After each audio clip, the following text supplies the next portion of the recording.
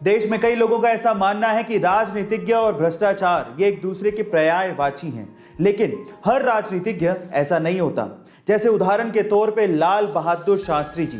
Guys, Lal Bahadur Shastri ji ने प्रधानमंत्री पद की शपथ एक फटी हुई धोती में ली थी और बाद में ऐसा पता लगा कि लाल बहादुर शास्त्री जी के पास सिर्फ 2 ही धोती और सिर्फ 2 ही कुर्ते थे।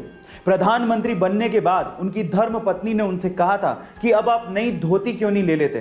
तो उसके बाद जो लाल बहादुर शास्त्री जी ने कहा वो आप लोगों को सुनना चाहिए।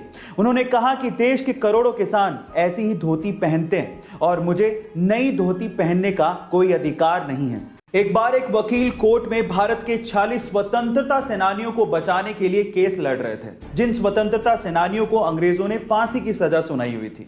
अचानक से कोर्ट की कार्रवाई के बीच में एक कर्मचारी आता है और उस वकील को एक खत दे के चला जाता है। उस खत को पढ़ने के बाद वकील उस खत को साइड में रखता है और अपनी बहस को कंटिन्यू करता है और उसके बाद अपनी वकालत के दम पर उन 40 स्वतंत्रता सेनानियों को बेगुनाह साबित करता है और उन्हें वहां से बचाता है। जब कोर्ट की कार्रवाई खत्म हो जाती है तो जज वकील से पूछता है कि तुम्हें जो चिट्ठी दी गई थी उसमें क्या लिखा हुआ था। तो वकील ने कहा कि उस चिट्ठी के अंदर मेरी पत्नी की निधन का समाचार था।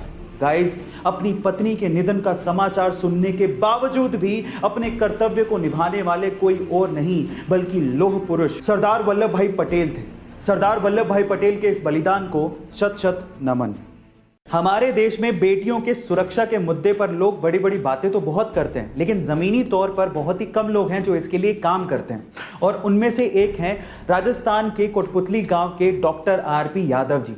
डॉक्टर आरपी यादव जी को जब पता लगा कि उनके गांव की बेटियों के पास कॉलेज जाने के लिए कोई पब्लिक ट्रांसपोर्टेशन नहीं है और जब वो पैदल ही निकल पड़ती हैं तो उन्हें रास्ते में छेड़छाड़ का सामना करना पड़ता है, तो डॉक्टर साहब ने ये देखकर अपनी जिंदगी भर की जमा पूंजी अपने पीएफ अकाउंट से निकाली। लगभग 19 लाख रुपए में उन्होंने एक बस खरीदी और 2016 में स्वतंत्रता दिवस पर अपनी बेटियों को एक बस गिफ्ट की और आज वही बस उन बेटियों को कॉलेज तक फ्री में छोड़ने के काम आती है। सरकार ने भी इसे बिल्कुल टोल टैक्स फ्री कर दिया और रोड टैक्स फ्री भी कर दिया। गाइस, इससे पता लगता है कि वाकई में आज भी बड़े दिल वाले लोग बहुत सारे हैं। गाइस, इंडिया के कोचीन में रहने वाले 70 साल के विजयन अपनी धर्मपत्नी मोहना विजयन के साथ अभी तक 35 से ज्यादा देश घूम चुके हैं।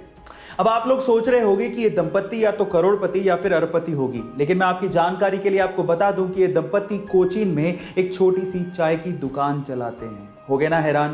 गाइस, विजयन बचपन से ही विश्व भ्रमण करना चाहते थे, लेकिन पैसों की कमी थी।